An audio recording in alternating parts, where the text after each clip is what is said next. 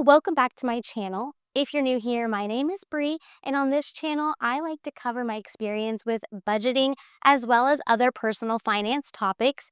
And in today's video, I'm going to be talking about my debt payoff plan. So a few months ago, I sat down and I started brainstorming for my 2026 annual budget. And in that brainstorming session, I also wanted to start looking at my longer term goals and put together a 5 to 7 year plan. And when putting that together, I realized that I really needed to have a clear debt payoff date so that I knew when I could start using that money to go towards my longer term goals. So in this video, I'm going to be discussing the types of debt that I currently have, the current balances, and the tool that I'm using to determine my debt payoff date. So currently, I don't have any kind of credit card debt. In my early 20s, I actually had a really bad experience with building up some credit card debt and really having trouble paying it off. And that experience alone was enough for me to never want to go back into credit card debt. Now, I do use credit cards for just about 95% of my purchases. And what helps me to make sure that I have enough money to pay off those balances is using my favorite budgeting app, which is called YNAB or You Need a Budget. And what's really nice is that the app is set up so that when I get paid and I fill all of my categories according to my 2026 annual budget, as I make purchases from those categories, the money is then moved to the credit card category. And so at any time, I can actually open the app and take a look at any of my credit card categories, and it'll confirm that I have enough money to pay it off in full. So that has been the strategy that I've been using the last 2 years, and it's been super helpful. And so we'll go ahead and move on to my first type of debt, which is my student loan debt. Now, it is officially 8 years since I have graduated, but I graduated at 24 with $30,000 of debt. And I really started my debt payoff journey for that when I hit 25 and got my first job. And during that time, I was pursuing what I called 30 by 30, which basically meant that I had 5 years until I was going to turn 30. And so I was going to commit to paying $500 a month and pay that $30,000 balance off by the time I turned 30. Now, did that happen? Unfortunately not. So I stayed committed to that plan for about 4 years. And then when year 5 rolled around, it was around the same time that the debt forgiveness plan had kind of come up. And there was this potential out there of $10,000 of federal loans being forgiven. And so at that time, I had my last $6,000 that needed to be paid off. And so I decided to hold off on making payments and wait to see what the outcome of that decision was. Now, it took about a year before we finally got a final word. And so as you may know, that plan did not occur. And so I still had $6,000 left to pay on my loan. Now, unfortunately, I lost a ton of momentum when that happened. Ideally, at the end of that year, it would have been nice if I had put the $500 aside and had $6,000 saved up ready to pay off the rest of that balance. But to be honest, that is not what happened. I definitely let my foot off the gas, and it has definitely haunted me ever since. Now, of course, that was a couple of years ago. Because I went back to school for my MBA, my student loan payments were paused for an extended period of time. So I just picked up on paying my student loans about middle of last year. And so the balance today is $5,759.10. And in my 2026 annual budget, I did talk about how I'm not making any extra payments towards debt.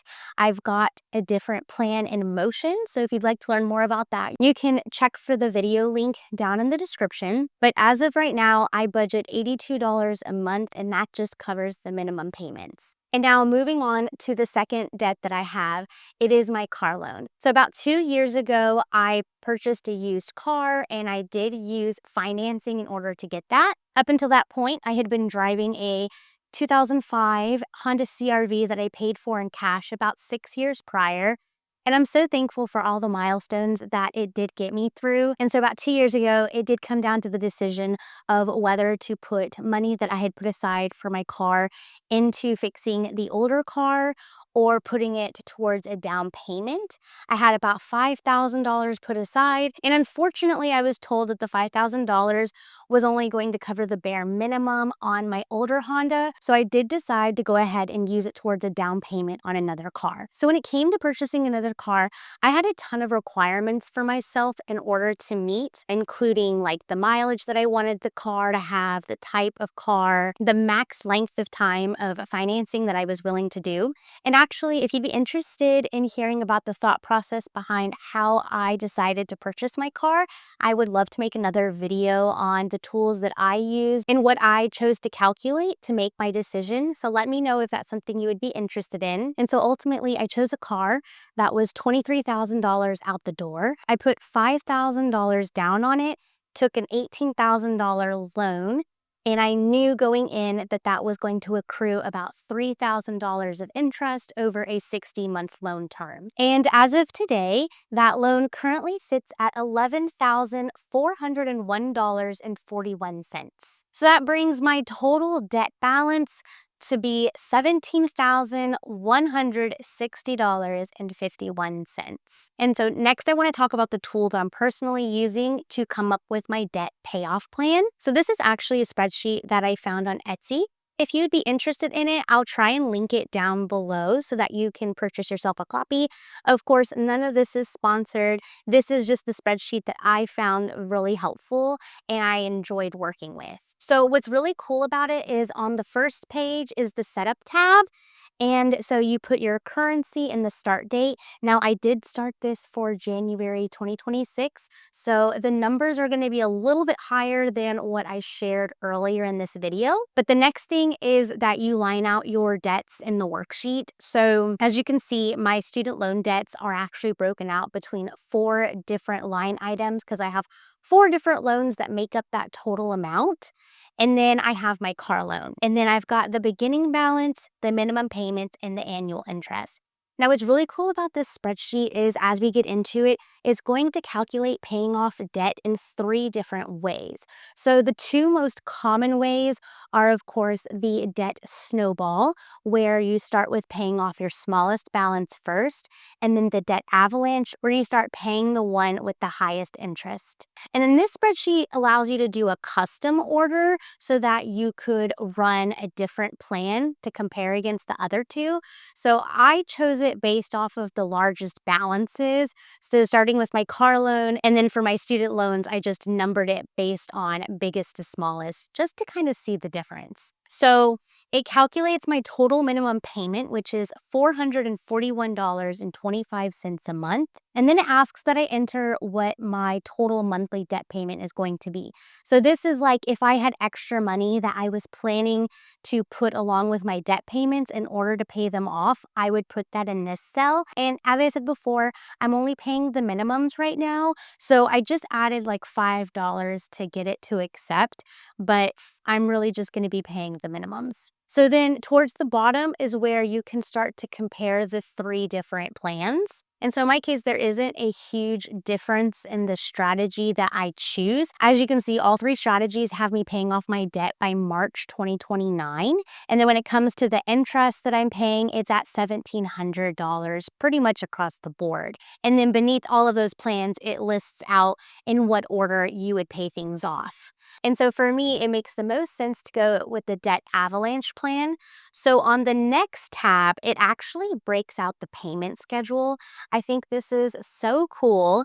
So again, we have the current balance at the time of making this spreadsheet of $17,568.67. My debt-free date is March 2029, and I have 37 months until I'm debt-free. And then what's nice is that it breaks out the individual loans to the right so that you can see the actual breakdown, and it gives you the individual payoff dates. So while overall I'll be debt-free by March 2029, I'm actually going to have my car loan paid off by June 2028. So that's going to be 6 months earlier than the 60-month term. So I'm really excited to see that. Now, a big part of that is this next section. So as you scroll down, it lists out all of the payments, the dates that you're making the payments, and then your ending balance every time you make a payment. And in this add and subtract column, you can actually put in extra payments that you plan to make along the journey to see how it changes the overall payment dates. And so as you can see, in June 2028, I went ahead and added $2,500 as an additional payment. A big part of that is because, as I've talked about in my 2026 annual budget, I get paid biweekly, meaning that I get 2 extra paychecks every year. And so to date, I usually put those extra paychecks straight into my emergency fund. But when I was looking at this debt payoff plan, I noticed that the balance on my car was going to be about $2,000 towards the end. And so I think instead of paying the minimum throughout the life of the loan, I think it would make most sense for me to just go ahead and use that extra paycheck when I get it, which is usually about that June timeframe, and just apply it straight to the car and pay off the rest of the balance. And then what's nice about it is once my car loan is paid off, that $441 or so will then go towards tackling my student loan debt. And so I should have that cleared by March of 2029, about 9 months later. So putting together this spreadsheet was so helpful, especially when it came to my 5 to 7 year planning, because now I know when I'm going to be debt free. It's actually something to look forward to. I've already shared it with a couple of friends, like, I'm debt free in 3 years. Like, that has a good feeling to it. So that is everything for this video. I hope you found value. Let me know if you have any questions down in the comments, and make sure to stay tuned. I'll be sharing my 5 to 7 year plan pretty soon. Bye!